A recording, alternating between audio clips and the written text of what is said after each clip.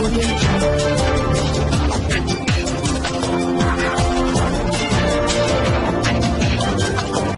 भारत, केवल खबरें और कुछ नहीं।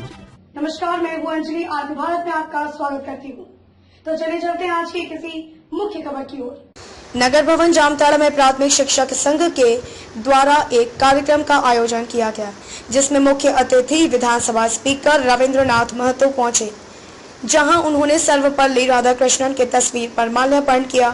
तत्पश्चात प्राथमिक शिक्षकों ने सम्मान समारोह का आयोजन किया, जिसमें जामताड़ा विधायक डॉक्टर इरफान अंसारी, उपायुक्त फैजल अहमद मुमताज, जिला परिषद अध्यक्ष दीपिका बेसरा व शिक्षक शामिल हुए।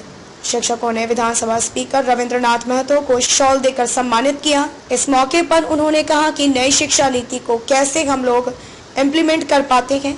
शिक्षकों को हर हाल में सम्मान देना पड़ेगा। हम लोग इन शिक्षकों को राष्ट्र निर्माता कहते हैं, इसीलिए प्रशासनिक स्तर पर इन पर छड़ी चलाना उचित नहीं है। जो भी शिक्षक हैं वो अपना दायित्व को भली भांति जानते हैं, अपना उत्तरदायित्व समझते हैं। जामताड़ा से गौतम मंडल की रिपोर्ट। टाइम में इस वैश्विक बाजार में अपने बच्चों को अगर उतारना है तो उनको उस हिसाब से तैयार करना होगा, और उनको उस हिसाब से तैयार करने का हुनर अगर किन्हीं में है तो निश्चित रूप से शिक्षक में ही है। एक शिक्षक के सामने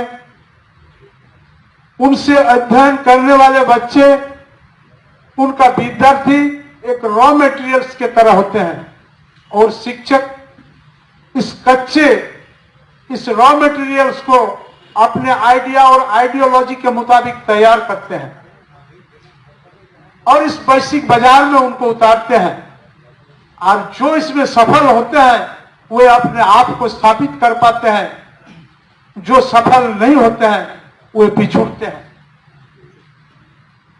आज हमें चिंता करने की जरूरत है, आज हमें सोचने की जरूरत है कि हमने जो समय इस शिक्षा के क्षेत्र में दिया और जो विद्यार्थी शिशु क्लास से लेकर के आज तक जो आपके समक्ष व्यय किया, निश्चित रूप से वे विद्यार्थी एक अच्छे विद्यार्थी के रूप में उभरे, इसके लिए हमको सोचना पड़ेगा।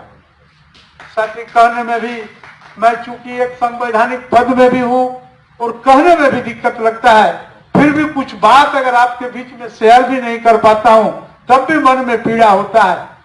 हमने बहुत तरह का देखा है। आज भी हम 100% विद्यार्थियों को शिक्षा नहीं दे पा रहे हैं। जो औसत आंकड़ा हमारे देश में और प्रदेश में है वो मैं समझता हूं लक्ष्य से बहुत पीछे है।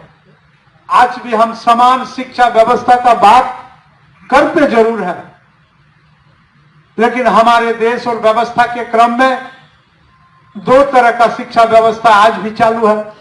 एक तो ऐसे विद्यार्थी जो लग्जरियस स्कूल में पढ़ते हैं, जिनके अभिभावक के पास संबल होता है, व्यय करने की क्षमता होता है, और वैसे विद्यालयों में उनके बच्चे पढ़ते हैं। और एक ऐसे विद्यार्थी जो हम लोगों के परिवार से निकल करके आते हैं, जो आपके पाठशाला में पढ़ते हैं, ये दोनों के बीच में बहुत बड़ा खाई रह जाता है। इसलिए कभी कभी नियम से हट करके भी मैं इस बात को कहना चाहता हूं कि शिक्षा व्यवस्था एक समान होना चाहिए। इसका करिकुलम, इसका सिलेबस, इसका पाठ्यक्रम ये भी एक तरह का होना चाहिए।